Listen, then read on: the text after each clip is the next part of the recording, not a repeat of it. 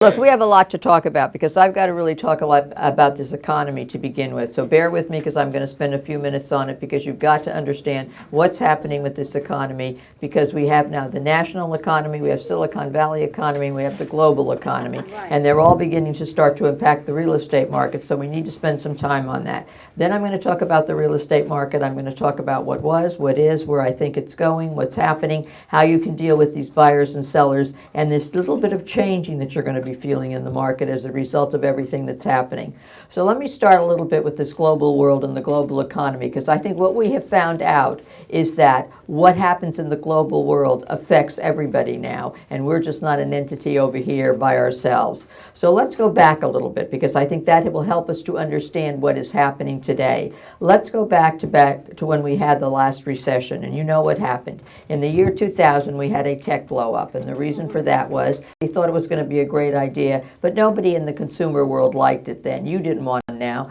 And so everybody spent a lot of money, and a lot of them went out of business, and that's what happened. And all of a sudden, the economy started to blow up.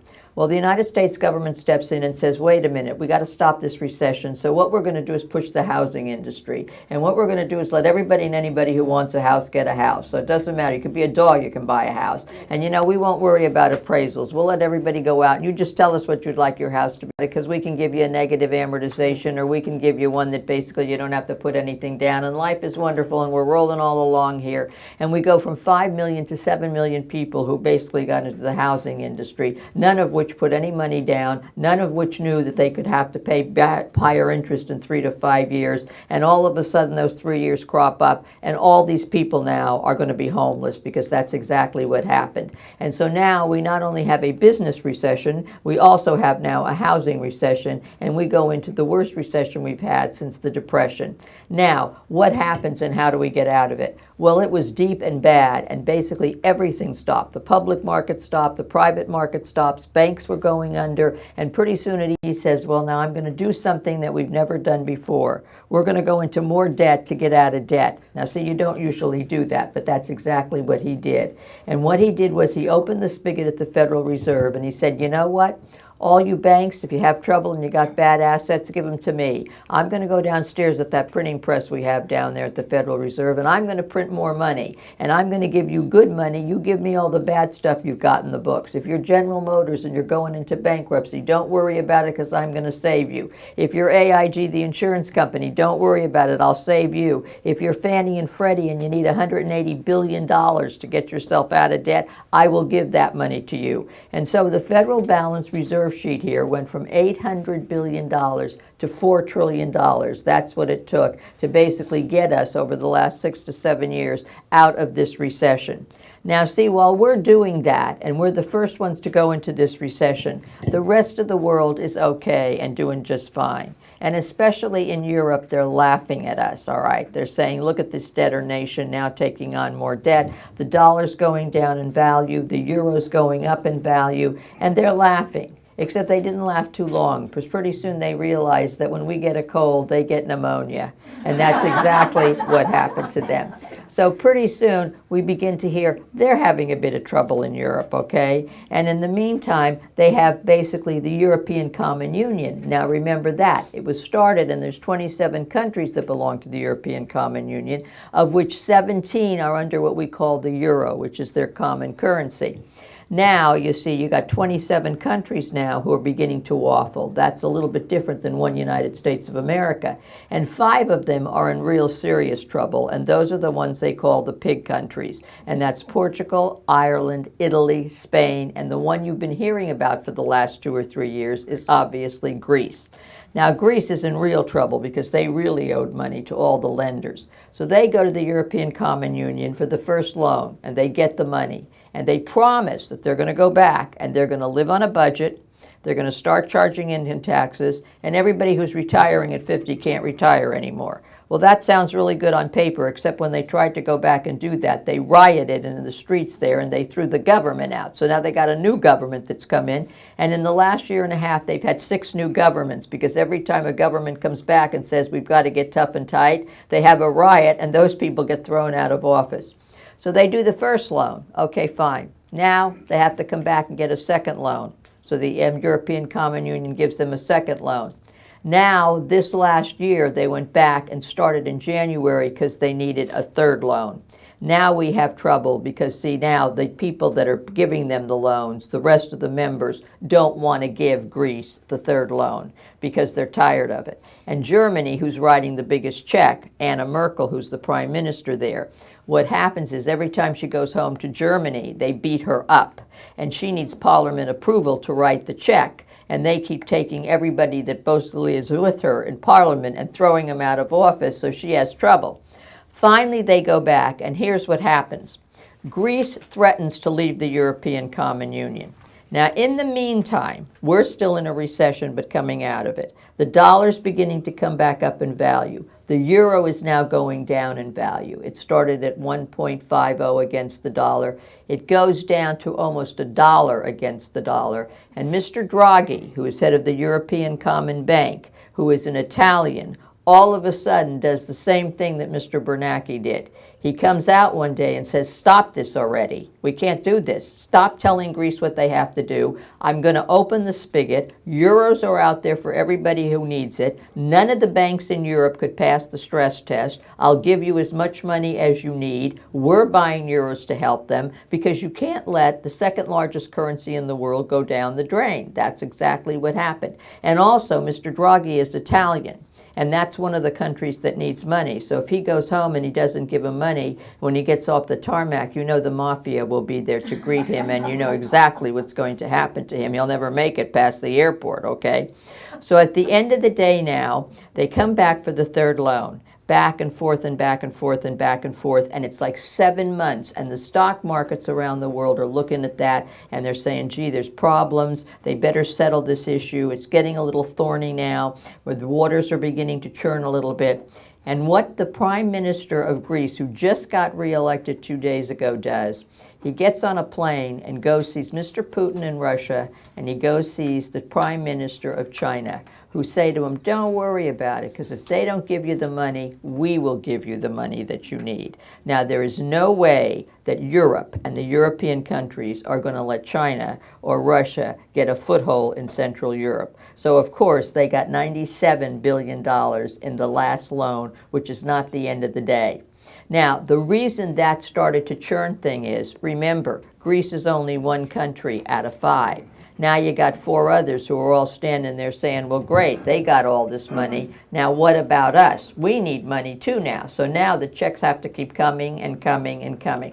Everything calms down. Everybody says, well, that's good. Okay, Greece is okay for the moment. Life is fine. Let's get back to doing business. We begin to hear rumblings that China, which obviously was going to overtake the world. Do you remember everybody saying that 2 years ago? We were going to the caboose at the back at the end. Shut up, America. Sit down and shut up. China will lead the world. They're going to be running the engine. And I thought that was great. Let them. We're tired anyway of running the engine. The caboose gets there just as well as the engine. You just get there slower. You take the scenic route. Works for me. So at the end of the day, of course, China rumbles very quietly. We don't think we're going to have 12% growth this year. We think we may only have 6 or 7% growth, but they don't say anything else, all right? And they kind of just try to let the world absorb it. Now, follow the money, because that's what this is all about. You had the whole world going in one direction. Now you've got the United States basically doing easing. You've got Europe doing easing, which means they've opened the spigot and there's all kinds of currency going out.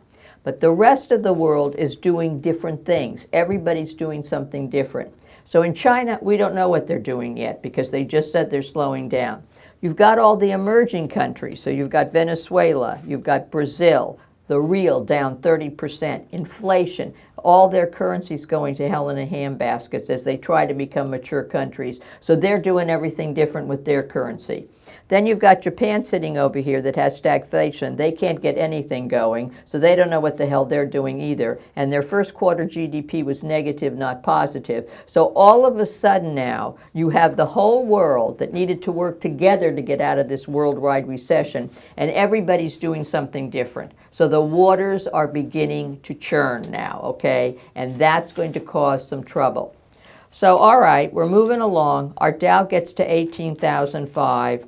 And then we have the additional problem of Mrs. Yellen and the Federal Reserve, and we're at June now. and everybody is uncertain as to whether she's going to raise interest rates. And she comes out and she says, no, she's not going to raise interest rates. She's going to veer on the side of safety, and she's going to leave interest rates very mellow. Now, see, that's nice, and it's nice that she did that. But that probably was the time she should have raised interest rates, and I'll tell you why. If she had known what was going to happen between June and September, the whole world going crazy, she probably would have done it. Because in June we were at 18,005, and the stock market could have taken the hit of an interest rate a lot better. And how much would she have raised it? 0.25%. Now look, guys, let's get serious about this, okay? You have free money out there at 3 and 4%. You do realize that, okay? And we've been on this sugar now for 9 years, all right? And eventually you got to get off the sugar or you become a diabetic. That's the way it is. Now, what does it mean? If you had bought a house in the year 2000 and you paid $600,000 for that house, and you were going to pay 7% interest because that's the average, you basically would have made a payment of about $4,000 a month, of which, when you made that payment to the bank, 9% paid down the loan, and all the rest went to interest. Let's say today you have the same house. You have the same $600,000 house, the same 30-year loan. It wasn't one of those crazy ones. But now you're only paying 4.5%. See, now 27% pays down your loan, and just the balance goes to interest. So when people complain to you that interest rates are at 4, and maybe because she raised it 0.25% if she had, it would have gone to 4.5%, just slap these people and tell them to shut up because they don't get it, okay? That's it. I remember paying 15 and 16% on interest on houses. There were many of us who did that, and when interest rates went down to 12, we thought we died and went to heaven, okay? And we all managed to survive. So these young people, the millennials, you all sitting in this room from 25 to 45 years of age, who have never been through a hard time, trust me, going from 4 to 4.5% is not a hard time for you. Believe me, we're giving you a gift still. All right. So she doesn't do it. All right, stock market's on a tear. Now we get to second quarter earnings, all right, and all the companies are going to get up and report. Bob Iger, the chairman of Disney, gets up, and he's talking about Disney, the corporation, and he gives a glowing report. He says that the movie The Avengers is going to hit $2 billion. Frozen, you know what that did. It owns the world. There's going to be a sequel. Star Wars is coming. The cruise ships are going crazy. The hotels are doing well. The resorts are fine. Everything is good. And then he gets to the cable part of Disney, which their big thing is ESPN, which is the sports network. And he makes one line. He says, "We are losing subscribers at ESPN because people are not buying the bundle of services. They're only buying specific sporting events." Oh my God, you would have thought he said Disneyland is over, no one will ever go again, no kid will ever want a Disney toy, nobody will ever go see a Disney movie, and in 1 hour they brought the stock down $10. Now see, the stock market was probably getting frothy, it was probably getting overvalued, and they're looking for a crack in the dike now to correct it, okay, because you've got people that made a lot of money in the market the last year, and they're looking for an excuse to pull out, so that started it. 2 days later, Tim Cook, who is the basically head of Apple, gets up. And he gives a glowing report also. iPad's doing well. The watch is better than ever. They have Apple TV coming out. They've got Apple Pay. They're working on a car. They're working on everything and anything. Life is wonderful. And an analyst says to him, "Mr. Cook, you say you have $155 billion sitting in cash on your books. And next year, with your projections, you'll have $70 billion more dollars sitting on the books, which means you will have, just in cash, about $250 billion. Now, where are you going to get all of those sales to generate all that profit?" So what do you think he says? China. Oh my God, that did it. Now they said China, but China said they're going down in growth. They don't have any money over there. There's 2 billion people. They'll never buy another Apple product. Oh my God, we'll never sell anything in China. This is a disaster. And they brought that stock down. So that started it, all right? Now we see the stock market begin to crumble a bit, but it's not doing too bad. It goes down to 17,008 from 18,005. We're down 600-700 points. Everyone says, well, you know, it's not a currency. Now, they did that over a 3-day period, all right? Because they never grew at 12%. They don't know how fast they were growing because their numbers aren't good. That's number one. Number two is now they know they're in a much slower mode. So they have been what? An exporting country. That's where all the money comes from China. They don't have an internal economy that generates a lot of growth. They haven't been developed enough to do that. They have been exporting to the world because they were the low-wage leader, if you remember, and everybody went there to manufacture. Well, in the last basically 5 or 6 years, they haven't been the low-wage leader because you could go to Vietnam or Thailand or Africa. Their people want more money over there now for their wages. A lot of companies won't go there because the wages are too low and human rights, etc., whatever.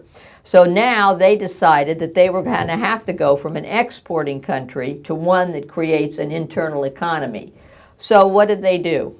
About 2 or 3 years ago, they started to really juice up the housing market, okay? Here's the problem there. When you go from an exporting country to one that imports, basically, and you're going to let what your own people do support the economy, you need a structure to do that. You need a banking system. You need rules and regulations. You need title. You need contracts. You need to have a system internally that supports the system. Well, they don't have that. So they push the housing market, and everybody goes into the housing market there. Well, first, you can't own the land because only the government owns the land, but you can own what's on top of it. But there's no banking system. So people pay cash or they don't pay cash, or they get a loan and nobody signs anything. There's no title. 52 people own the same piece of property. Basically, people move in and move out. If they don't like it, they leave. If they like it, they stay. Buildings are crumbling because the quality's not good. The housing market goes up 50%, and then they can't stop it, and it just crumbles and goes down.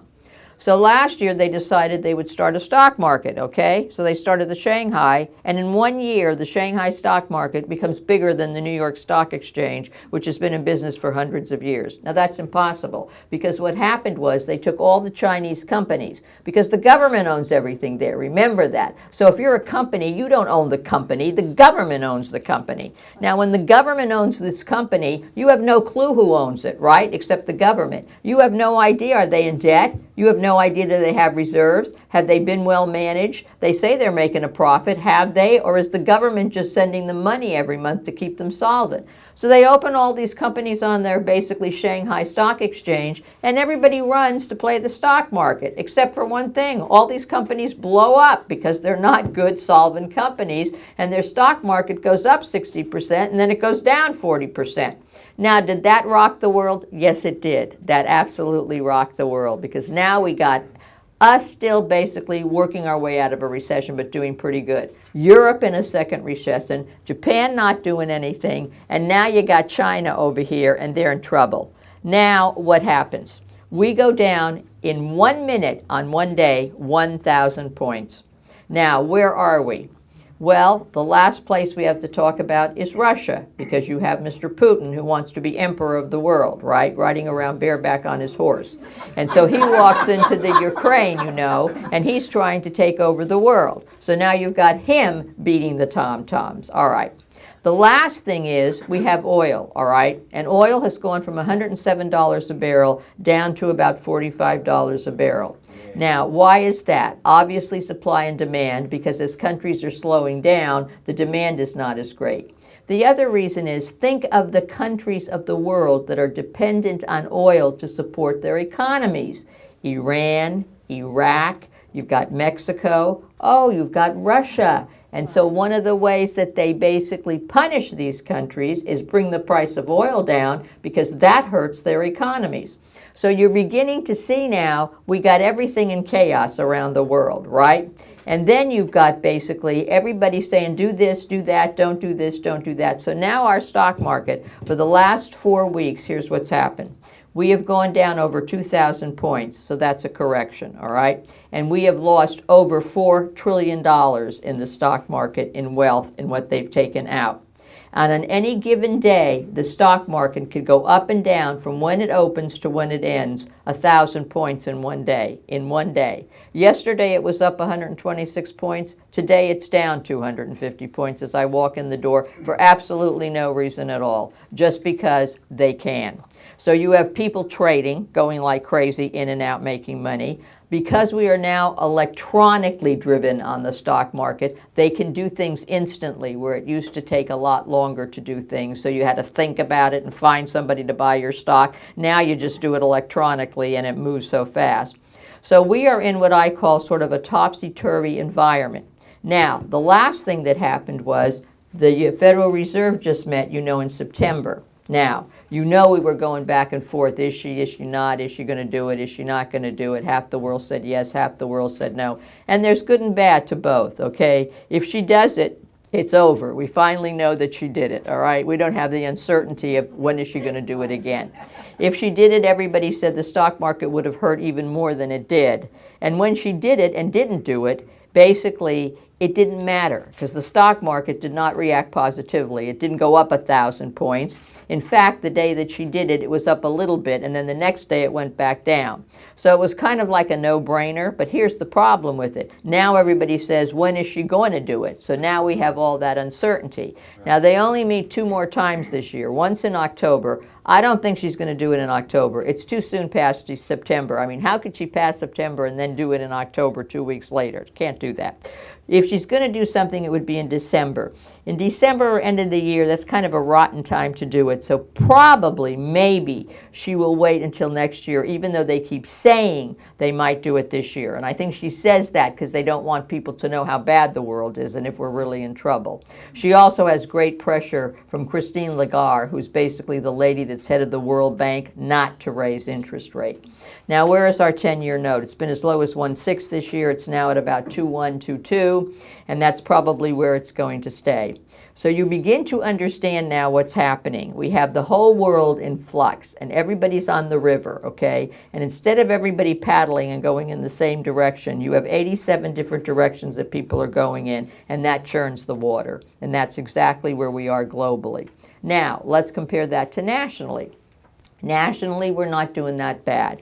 We're probably going to be at about 2.5% GDP. We should be at 3. That's why this is the slowest recovery we've ever had. And they can't seem to get us there. But let me tell you what I think is happening. We're beyond a recession now. We are having a structural change in the economy. That's really the key, not only here but around the world. And what do I mean by that? You have to understand that technology and basically the industries that are going to bloom over the next decade have totally changed the economic view of the world. That's basically it.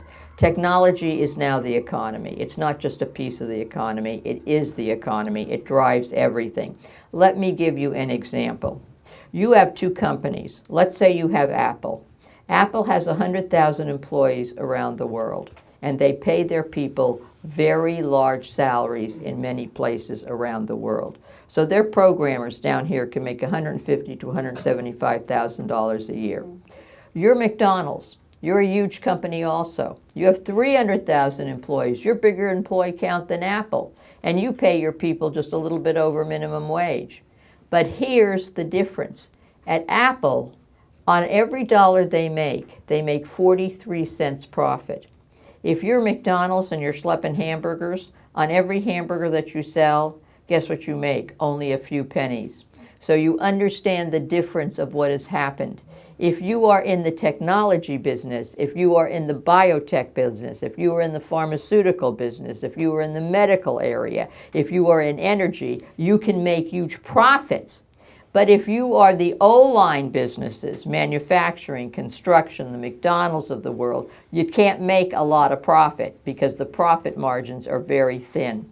So we've seen a total change. The wages stay low for a lot more people now because they cannot basically be in those industries that are blooming without an education. You have a lot more part-time than full-time people because those industries over there don't need them and can't pay the benefits, so they keep them below 40 or 30 hours a week. So you've seen a tremendous change in the economy, not just this recession, because if it was just a recession, we would have come out of it after 18 months and gotten back to 4 or 5% growth. So our issue going forward and our challenge is how do we move from this construction manufacturing economy to a service economy where people can make decent wages, not just some of them, but basically across the board. So I think that's where we are nationally. Now, Let's talk a little bit about basically the gold and stock market. I still don't like gold because there's no inflation in the world. There is here in San Francisco Bay Area, but the rest of the world has no inflation, so I'm not a lover of gold.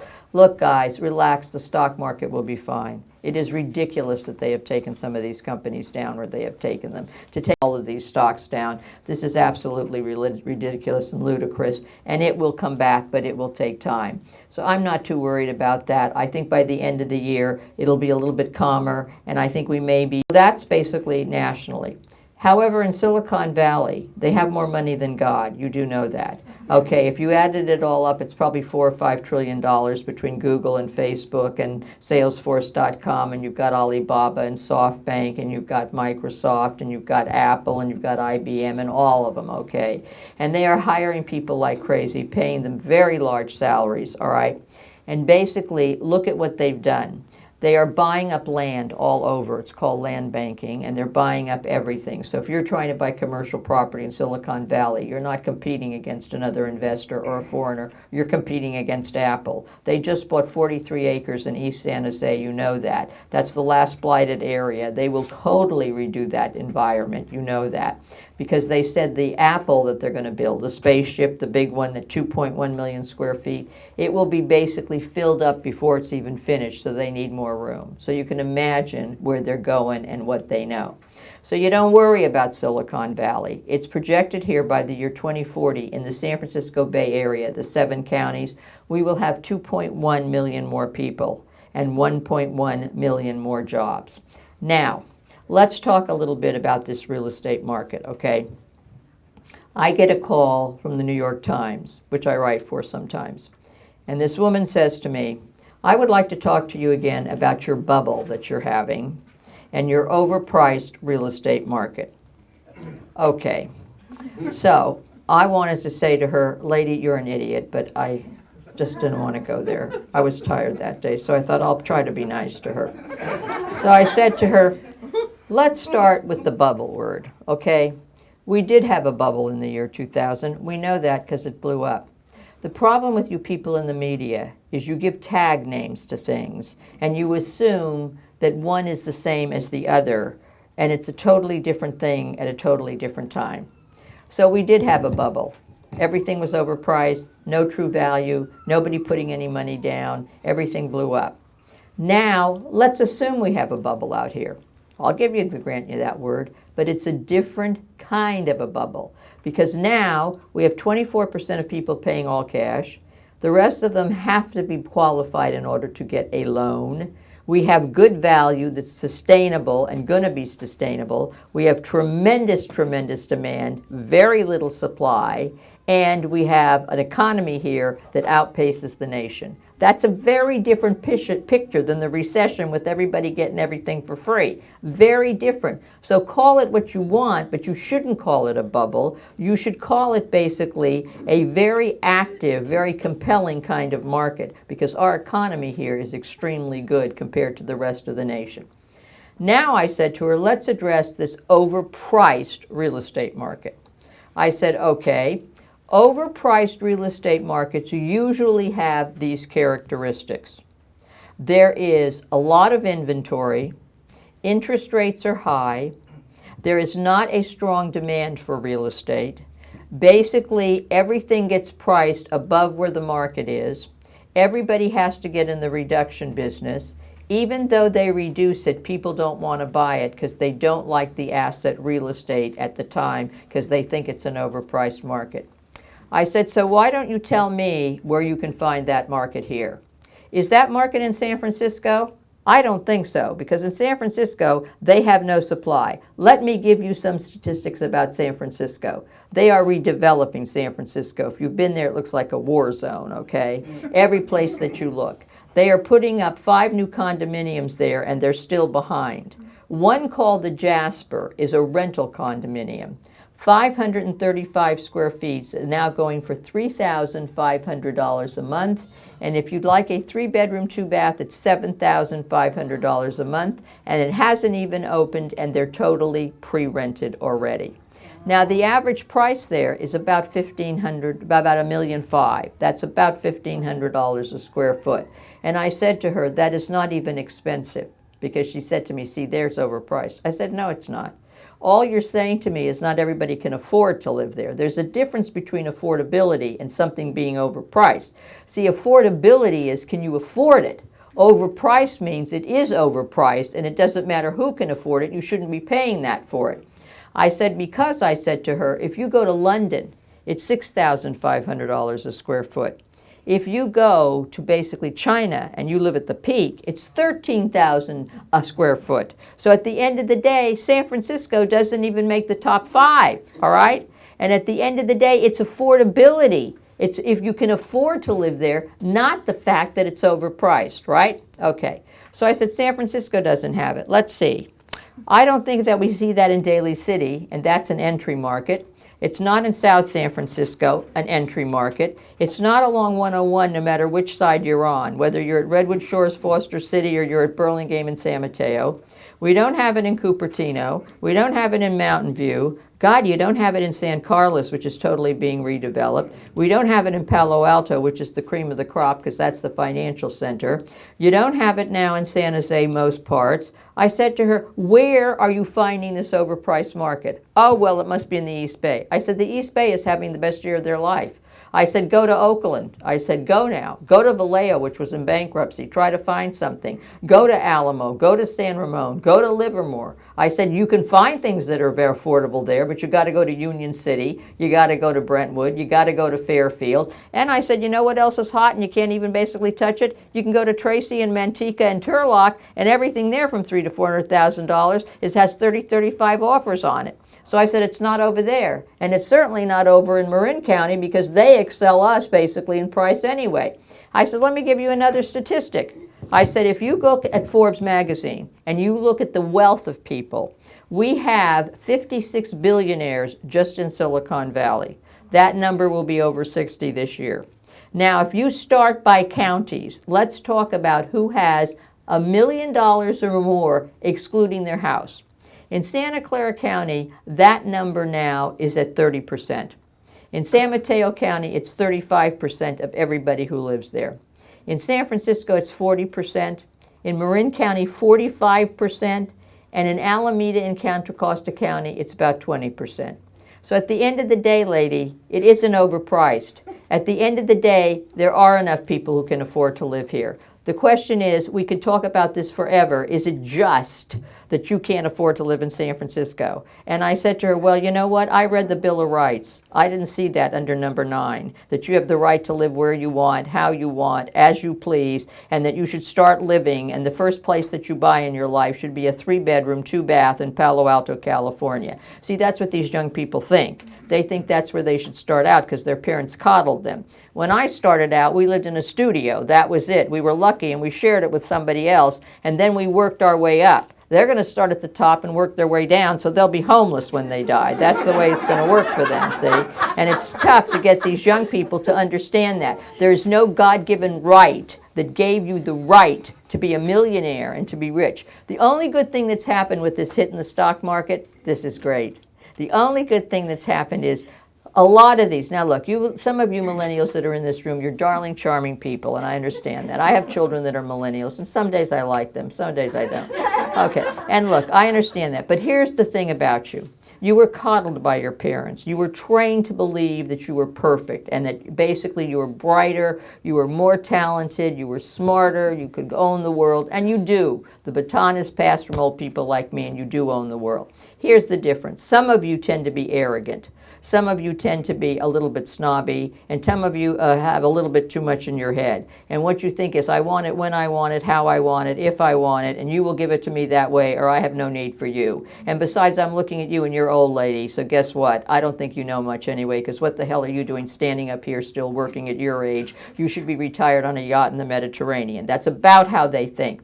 So at the end of the day, it's sort of been nice to see them get the first hit to their portfolio, because for the first time they're a little bit concerned. Now, I have children that are millennial ages, and I have one that called me. I won't tell you which one. And oh my God, Mother, this is a disaster. Do you know how much money I've lost in the stock market? And I don't know this year, and I'm getting all these options, and things are going to vest, and I don't think it's going to be worth very much, and I don't know if I should buy them, and blah, blah, blah, and blah, blah, blah. I know it's a disaster. I have 2 kids in private school, and what am I going to do? And da, da, da, da, da. And I said to this child, stop already. I said, you shouldn't be as concerned about what you've lost in the market. You should be a lot more concerned about what I've lost in the market, because I think I'm richer than you, and if it keeps going the way it's going, I will be broke, and you will have to support me, plus your 2 children in private school. So you should be more worried about me and quit worrying about you and your portfolio, right? Okay, good for me. Yay, okay. So at the end of the day, there always is a justice in some things, you see. All right, now, let's talk about the kind of market that you had and where we're going and what we think we have to do. All right. You had a perfect market. You know that. It's been challenging, but hey, you had a market with low inventory, low interest rates, a lot of demand, everybody running after everything, and the challenge you had was you have 46 people bidding on everything, all right? And basically prices are going up. We were appreciating 24% last year, almost every place. All right, hottest real estate market in the nation. It took a little bit of a breather in the summer. Now where are we and where are we going to go? Well, you still don't have a lot of inventory, and you're not going to have a lot of inventory because it's just not coming. That's it. You're probably going to have low interest rates because she's probably going to give you that for a period of time. And even when she raises them, it's not going to be a fast process. So you're not going to see 3% probably till 2020. So be calm, because it's not going to be big increments. It'll be little tiny increments over longer periods of time, because we're leveraged in this world. When you owe money and you have to pay interest on debt, you can't have high interest rates or you can't afford it. Remember, we are a debtor nation, all right? And when you're a debtor nation and you've got to pay interest, we've got to keep interest rates low. Now, I think the market in the summer took a bit of a breather. It always does that, okay? But now what's going to happen? Well, 2 things are going to happen that are going to affect it, and it's going to cause what I call a delayed market. That's the right word to use. Let's not panic about this market, guys. If you panic, they will panic out there. The first was I gave you something that showed that housing prices here were down 1.3% from July. Now, see, I hate the way the news media does things, right? Because instead of starting out and saying, what a wonderful thing has happened to this market was up 24% last year, and we finally are getting a breath, right? Oh my God, if you have an average price, which we have now, of almost $800,000 in the San Francisco Bay Area, and you were down 1.3%, that is minuscule, right? What the hell difference does that make? It's a rounding issue. If we were down 10 or 15%, I would be a lot of concern, because that's a correction. But when you read these articles, it's like the end of the world now. My God, the whole market has stopped. And guess what? Sales were down. Okay, fine. But then we say we still have 22, 23% all cash. You still have more foreigners coming than ever, because they're all trying to get their money out of China, okay? So at the end of the day, it went down 1.3%. In the paper today, they talked about existing home sales in the United States. Do I care? No, I hate Case Shiller, all right? If I could get a hold of them both, I'd take the guy with the bow tie and smash him. And I'll tell you why. Because number one, everything they give you is 2 months past, all right? It's 2 months back. What the hell do I care what happened 2 months ago? I already know what happened. I lived through it. Tell me what's going to happen 2 months out. That's what I'm interested in. And then they compare us to what? Detroit, Michigan? Would you like to be compared in San Francisco to Detroit, Michigan? Neither would I. So at the end of the day, I listen to them, and today they're saying, oh my God, existing home sales were down now. We're only going to have 5 million this year at the end of the year. And basically the supply was down, and basically we have 5.6 months of inventory. And even though the price year over year has gone up, it's very mellow. It's only 4 or 5%. 4 or 5%. In a world of 2%. We'll take it. That's it. We'll take that, okay? In the meantime, that's going to affect people, because that's what they see. And we live in a generation where people do bites and bullets. They only read headlines. and they live on the internet. You know that, okay? Instead of reading the article, which at the last paragraph you'll find something decent, we are bites and bullet people because these kids were all raised on Sesame Street and all this crap on TV. You know that. So they only read bites and bullets. So let's talk about this now. This market, I think, is going to have this. Buyers are going to start to ask questions if they aren't already. I was in Palo Alto this week, and in Palo Alto, which is the cream of the peninsula, they said everybody that came in an open house was asking a question. What's going to happen to the market? Is it going to stay up? Oh my God, the stock market's still going down. What does that mean for the stock, for my house? Am I worried? What about interest rates? When is she going to raise them? We're really concerned. Okay, so you're going to get all those questions. Here's the answer to that question. Mr. Buyer, last year you were telling me I can't find a house because every time I go and put a bid on a house, somebody else outbids me, right? And I need to do that. And I was willing to pay last year $300,000 more over that property because I just had to get it. So now, here you are sitting in a world, the inventory's still low, right? You still have low interest rates. Now you may have an opportunity to actually get in and buy a piece of property, and it may even be down slightly, so it doesn't mean you have to pay $300,000 more. You may actually save a bunch of money. So now you're complaining about that. Why are you complaining? This is your moment of opportunity. It's the first time, Mr. Buyer, you've had a moment of opportunity in the last 2 years. Now, here's the key. If you bought this and you're going to sell it tomorrow, this is probably not a good time to do that. But if you bought this property and you're going to live in it for 5 or 6 years, I guarantee you it's going to be worth more in 5 or 6 years. Quit worrying about it. And how do you prove that to them? You say to them, you see, let's go back to when we had the foreclosures. How stupid were you and me and everybody else that we didn't buy 92 pieces of property because we were all scared? It'll never come back. It'll never come back in the San Francisco Bay Area, one of the greatest places on earth, an international city in San Francisco with Cal and Stanford, gateway to the Pacific Rim, cultural diversity in Silicon Valley, and none of us believed it would ever come back. Apple, Facebook, Google were never going to do another thing in their life. There'll never be another Steve Jobs in the world. Are we crazy? What we should have done then was buy 47 houses. Because guess what? You wouldn't have to worry about today. You'd be wealthy, okay? If the stock market went to hell, the real estate market now is doing fine. But we didn't do that.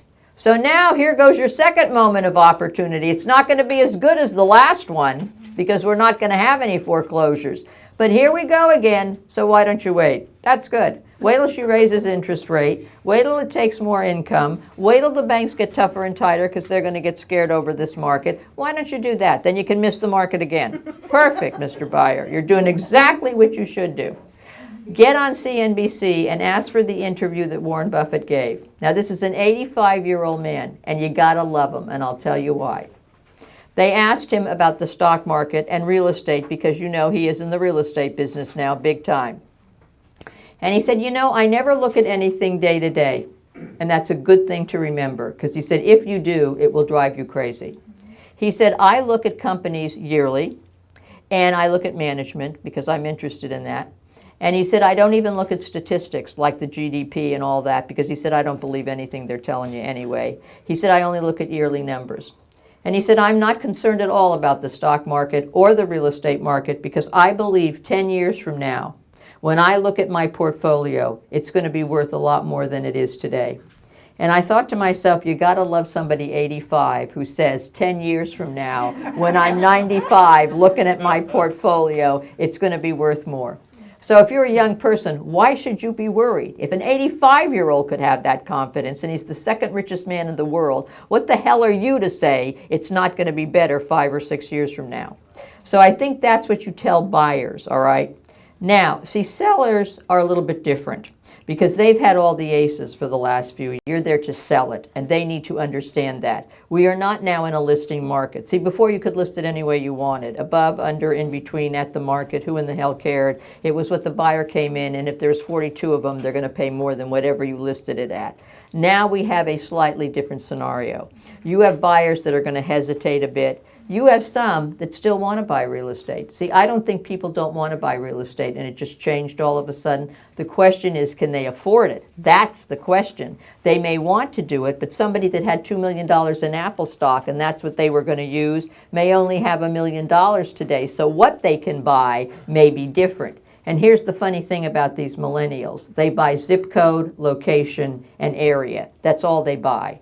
They want that zip code. And if they can't have that zip code, then they're going to wait till they can have it. They're not going to go into another zip code, because God forbid you should do that, because the kids don't play in that zip code and you can't live there because then you're not successful. So we understand that. All right. And they like the trendy neighborhoods, which tend to be more expensive. That's just the way they are.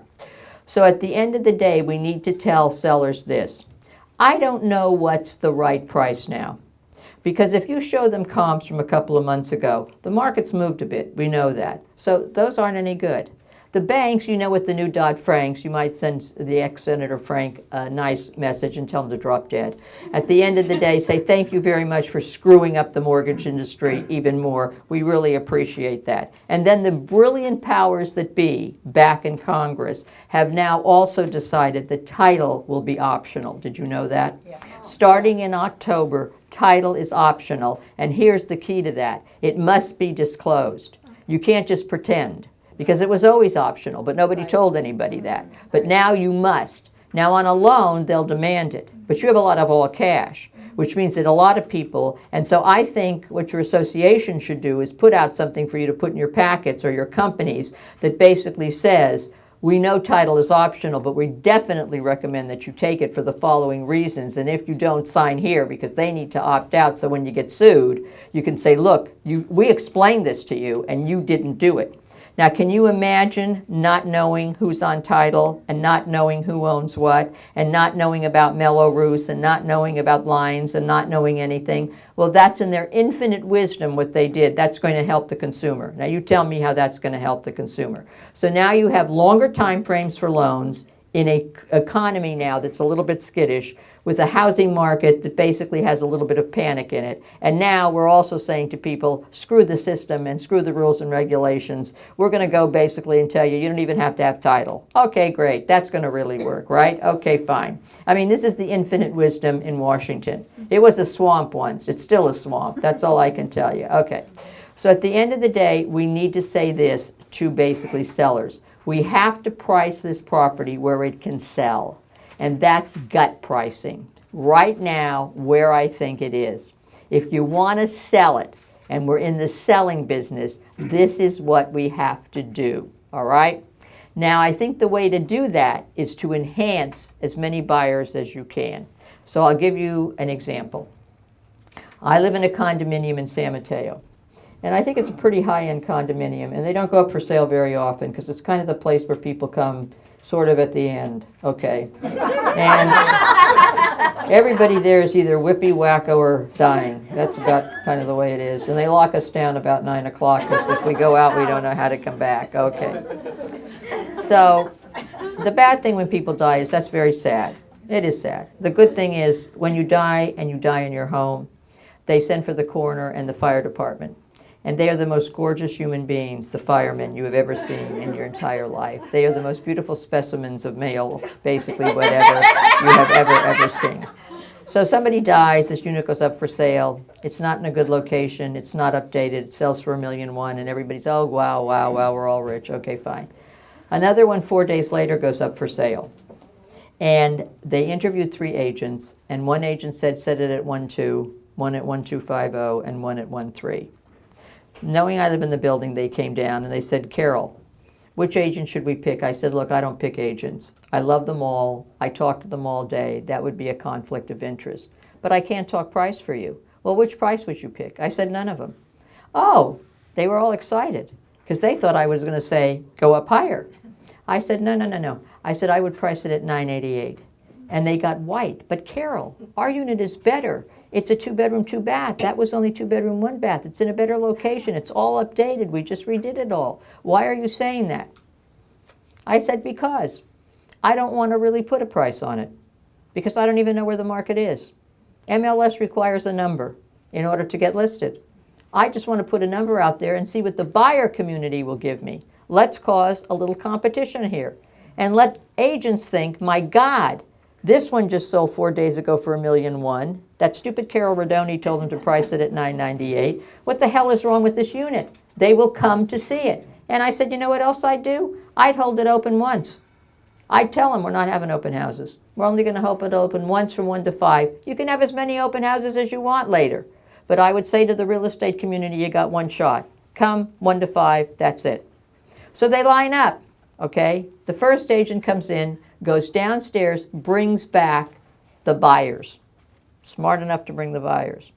And says to the listing agent, they're here from China, which they were, buying a condominium for their daughter, who's going to school. She'll be the youngest person in the building. I don't know why she would want to live there, but they want to live there. Okay.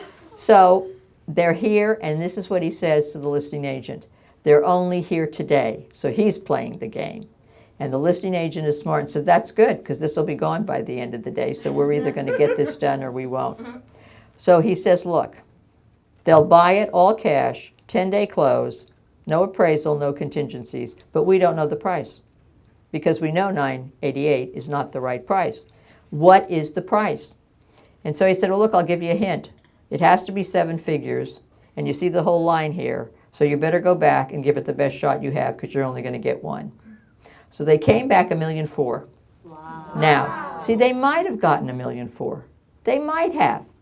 But look what happened. That was right before the stock market crashed. And I'll bet you today they may not have gotten $1.4 million, and it would have taken a lot longer and a lot more terms and conditions.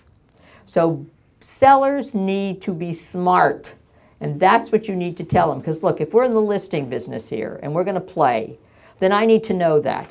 Because we're going to get in the reduction business. Now, here's the problem with that. We're already in a delayed market. We're already in a market where I guarantee you the part that's going to hurt the most is the high end. Okay? That's the part that's going to feel the dike most. If those people start to reduce their prices, it's a domino effect, and it will filter down. And you hold them. You don't want them to list high and then reduce. That's the worst thing that can happen in a market that's seesawing right now. We need to try to hold the line and be as realistic and fair as we can be.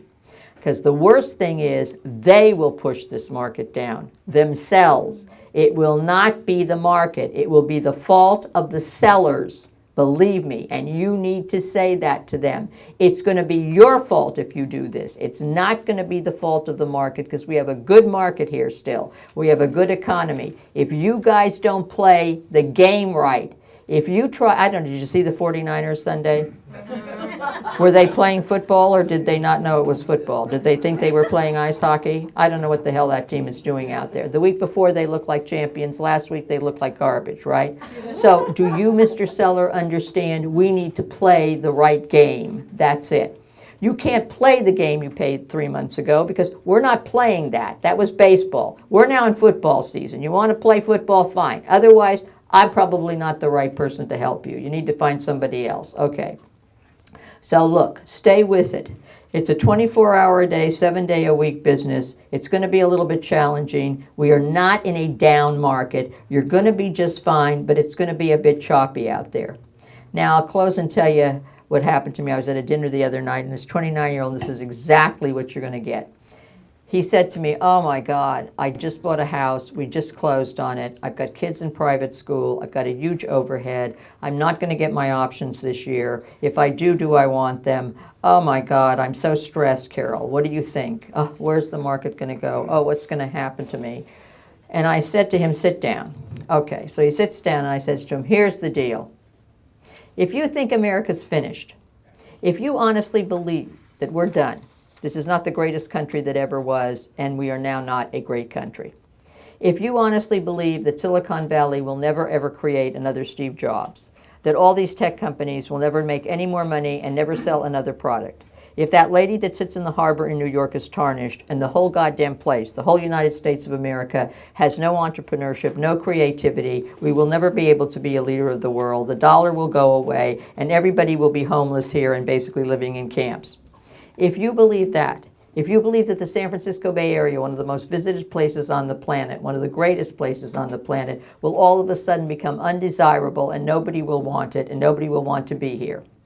And if you believe that at 29 years of age, you will never have another career, you will never make another dime in your life, you're finished, you're over, then I have 3 suggestions for you. One is, don't buy your stock options because you just told me your company's going to hell in a handbasket and so is the country. Don't buy real estate ever again and sell what you've got while you can now and get out because real estate's going to hell in a handbasket. My third option for you is this. Let me buy you a plane ticket, first class, to get you out of this country because we don't need people like you here, so get the hell out. And he said to me, well, that sort of put it in perspective for me, Carol. I said, yeah. Now get up, shut up, go to work, and go make a buck. Okay, that's it, guys. I talked a long time. Thank you so much. Well, thank you. It's a pleasure to be here.